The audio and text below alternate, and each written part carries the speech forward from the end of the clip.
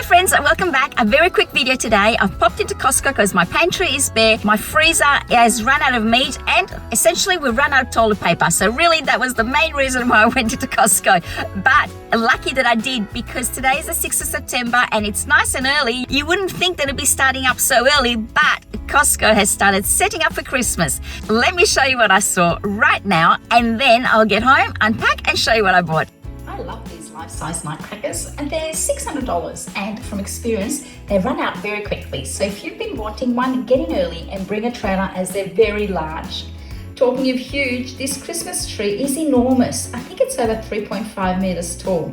It is gorgeous and a little on the pricey side at just under $1,900. The next one is a little bit smaller, but still over 2 meters tall and priced at $1,200. They all light up and have multiple lighting functions. If you're into Disney, these gorgeous animated holiday trains with music are $160. I like these Santa Claus dolls. They're only $40 and come in two styles, traditional red and also gold. Then there are these candle holiday table centerpieces with LED candles for $90. More Disney decor. These are tabletop carolers with music for $80.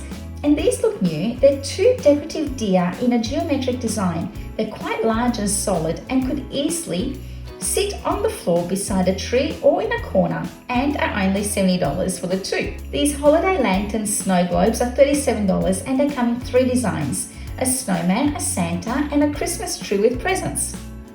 They're heavy and feel solid and light up. The animated Christmas village with a moving train is only $170. I have a version of this and it's quite large and needs to be plugged into a socket as it lights up and plays music. The Disney castle is also gorgeous and $190. This would make a gorgeous present for a little girl who's into princesses and Disney. Mickey and Goofy are an adorable nutcracker set for $120, but these are about a foot tall. This gnome with lantern is beautiful, and I think I need to be strong and just walk away because I don't have space for any more additional Christmas decor at the moment. And this set of 5 light-up ceramic village houses is another I had to leave behind. Although now that I'm editing, I think if they're still there next time, I will buy them. They're just too beautiful and are only $55. The set of 3 decorative gnomes for $70 are adorable. And from what I can see from the box and these on display, they seem to be height adjustable, but I didn't want to push my luck and break anything in checking that out. Costco also has some beautiful traditional nativity scenes this year, and this one here is just under $70. And this other one is $190 and includes the 3 kings and a few more other characters. And these are all hand painted with a beautiful level of detail. I have to say, it feels a little weird still seeing Halloween alongside Christmas decor items still selling simultaneously. Like you be, little one. Oh, why, it's just a lost little lamb who's wandered away from their flock. This witch is huge, and if you have small children, would be quite scary. The witch is $400. It is massively tall. I don't know where you would be able to place it. Must have very high, tall ceilings in order to have this. Moving along, I saw these pink flamingos that I remember seeing in San Diego early this year. I'll link that video below if you want to see what Costco here in Australia compares to Costco in the United States. These huge outdoor adventure inflatables are massive and cost $600, but they look like heaps of fun. You'd be able to fill the base with water or add a hose to enable kids sliding down the slide. And the Tropical Breeze Island for $270 would also be a great form of a small pool for littlies to play in. I'd say if you fill the base with water, this would be able to anchor it to the ground so that they wouldn't fly off. But they all look like heaps of fun and possibly would make great Christmas presents. And finally, here I am at home unpacking my groceries. Let me show you what I bought. I've added prices because I know I like to see how much things cost at Costco to compare against other supermarkets. The toilet paper that I choose is the Kirkland variety. I've restocked our bathroom and still have 3 bundles left over to tide us over for a little while. These are 3-ply and I find them super soft and absorbent. Moving on, these chips are a great buy for under $8 for over half a kilo. They have a huge variety of flavors, but I don't mind that because I like the classic simple salted thin slices. I'm quite happy. I did also buy today the barbecue flavor in crinkly chips. I know my brood will devour when I open these, and these were $8.49 for 650 grams. Sorry for jumping around now. On to cleaning supplies, and I needed to restock dishwashing tablets, and this box of 120 was $26.99, which makes them 22.5 cents each. The entrance, they had this product on display, which is new to me. And as I was reading the label, I heard a lady telling her husband how good these were and that they needed to stock up on them because they were on sale. I asked her what she liked about them, and she said her laundry came out smelling divine, so I thought I'd give it a go and try it myself. I've recently started using eucalyptus oil around the house, and I love the scent, and it is so versatile, so I restocked on this. You can use eucalyptus oil in so many ways around the house: to clean stainless steel, to remove sticky residue, to add to your floor cleaning water, to combat mold and mildew, and to add to your washing, plus loads of other uses. I restocked on my Ziploc bags. Although I use the Kmart ones, I prefer to use these for freezing my meat, as that way I need to worry about cross-contamination if I don't clean the Kmart reusable ones properly. They need replenishing. 3 500-litre bottles for $17.88, shy of $6 per half-litre bottle. My kids have these instant noodles for snacks. These were $12 for a pack of 30, which converts to 40 cents each. Onions were a good deal, but I didn't notice till I got home there was one already shooting in there, which I'll end up using first off. The potatoes are also a good buy. These were under $5 for 5 kilos, which is very good at the moment. Moving on to my reason for going to Costco, the meat at Costco is so good. I know it's a little expensive to buy in bulk, but I'll show you what I do as soon as I get this home a little later. That makes it easier to manage this size purchase.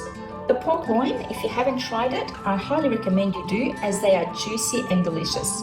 The snow peas are a great snack and a great dinner side dish with the pork loin steaks. I ended up buying a bag of mesclun rather than the box, as the box only had 1 day of shelf life left on all of them. These make an easy side dish, and with some tomatoes, onions and olives make a delicious salad. The purple garlic was a good price. When I get this home, I tend to break up a few so that they're ready to be used as needed. And I couldn't bypass the organic coconut bites. These are delicious and taste like homemade coconut meringues. These pink lady apples are crispy and juicy and fabulous for a snack. The eggs were a restricted purchase today. They only had these on sale and just 1 per family allowed. Mozzarella shredded cheese is a staple in our house. We use it everywhere: lasagna, tacos, cheese melts, and of course on pizzas. These 2 packets were $21.99 and each bag is 1 kilo, so $11 each. And we can't go past the bagels. We have these for breakfast, although I allowed at the end how I had them today for lunch. And when I go to Costco, I always buy rotisserie chicken. These make great standby meals, and I use the carcass for stock and freeze the pieces to add to chicken soup. We always buy these tasty cheese slices.